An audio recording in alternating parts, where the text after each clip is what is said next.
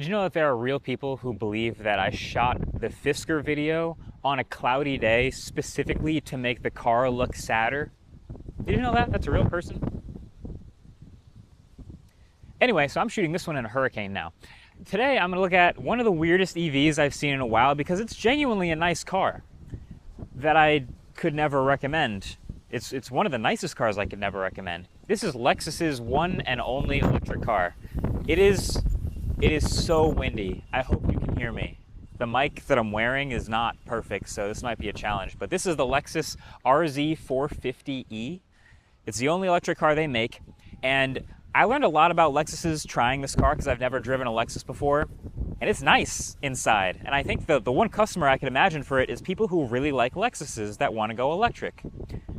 But unfortunately, well, you'll see why. You shouldn't get this one. From the outside, there's two vehicles that this reminds me of. The Nissan Ariya and the Toyota BZ4X.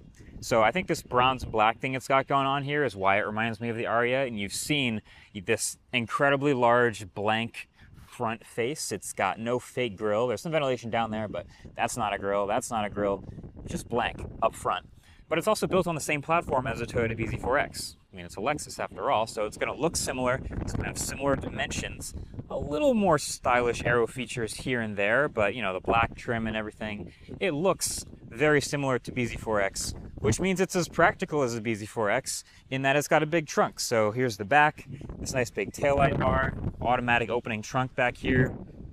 And look at that, a ton of space. And I've got this stuff up here, but there's actually a hidden sub-trunk down here too that you can pop your charging equipment in or whatever groceries down here at the bottom. So this is a practical form factor. This is forward size. Oh my God, it's so windy. It's so windy it just stopped the trunk from closing. You haven't seen that.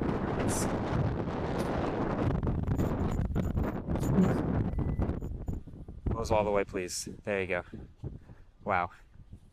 Have any of you guys ever shot a video in a tropical storm before? Like if you've waited till the last second and you only have another couple hours with the car and you haven't shot the video yet and you really have to shoot it now, but it's so windy and there's so much wind and clouds. Anyway, I'm gonna get to the inside of the RZ450e because that's way more entertaining and way better than the outside. So let's jump in here because Lexus, they're pretty good at this stuff. All right, driver's seat. I like this steering wheel. It's pretty soft, particularly comfortable. It's got these paddle shifters here for going up and down in regen.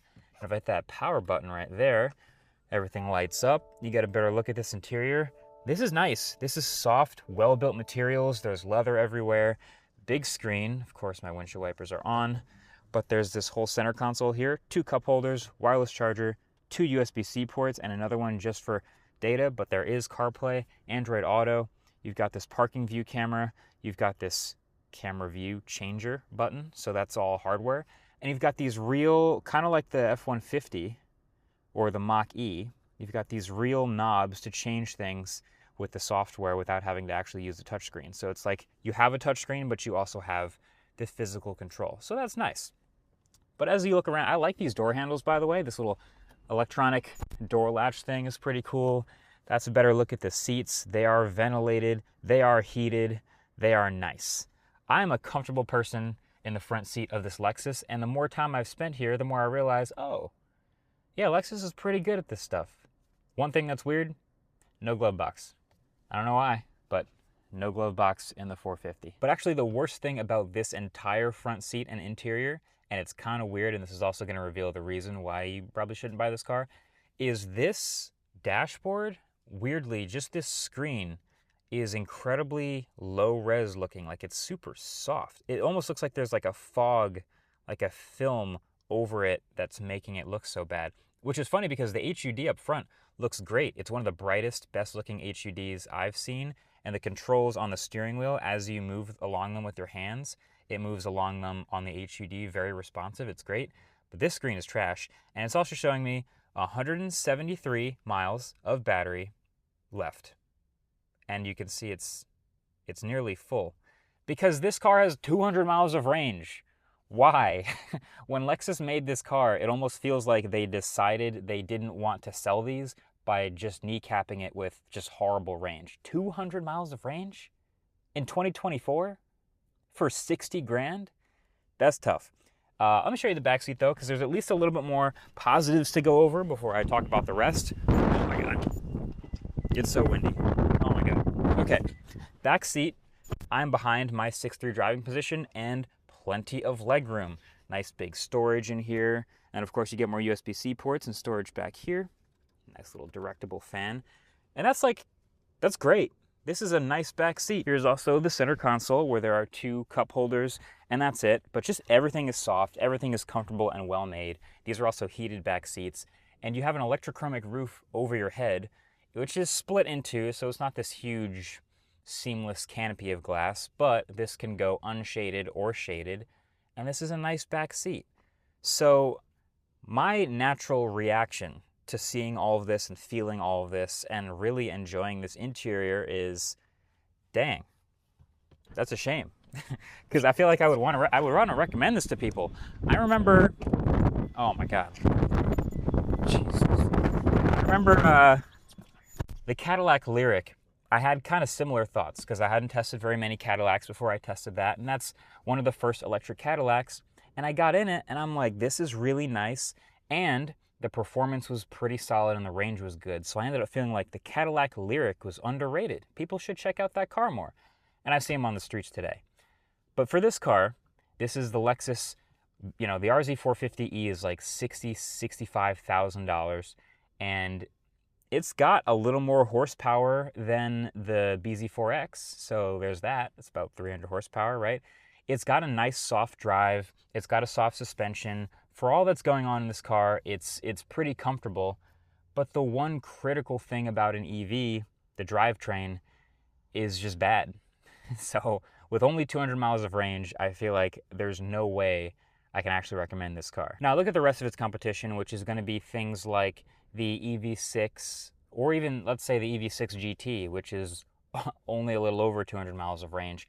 That's going to be just as much space, smaller back seat, but way more fun performance if you want that.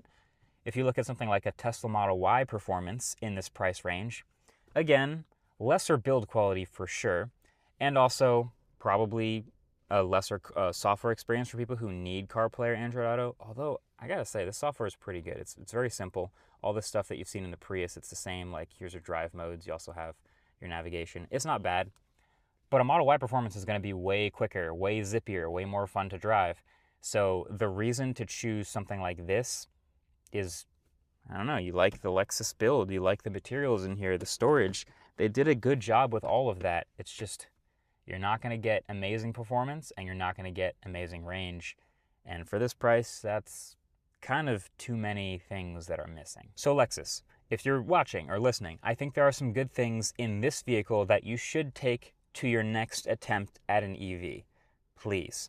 Like this software experience, which, you know, Toyota, they've been doing this for a while. I like this simple mode where if there's quick things I access a lot, like switching to sport mode, that shows up here on the left. So even though it's all touchscreen, this, please keep this. This is good.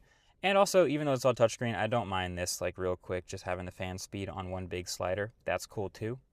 I also think keep these paddle shifters. This seems to be a thing a lot of EVs are doing, but to go up or down in regen, of course the car needs to be in drive to show you that. So this, which is also from the BZ4X, is kind of nice. And then you can see up here, I can change how much regen is happening in the car. Funny that plus removes regen and minus adds regen, but I guess minus makes you slow down more, so maybe that makes sense. Either way, I like that. Keep that. Keep the wireless charger, keep the general layout, keep the material choices high, keep the electrochromic roof, keep the awesome HUD. And I think there's a way to keep the nice soft drive and the nice luxurious feel with a larger battery pack. I'm not an expert, but that's what I'd be hoping for. But yeah, let me know what you think. Is there anything missing about this car? Oh boy, here comes the outro in the wind. Is there anything I'm missing about this car? Because I kind of really wanted to like it. I think it's a solid vehicle, but I can't quite recommend it until some of those things change. Anyway, that's it for the one electric Lexus for now. Catch you guys in the next one. Peace.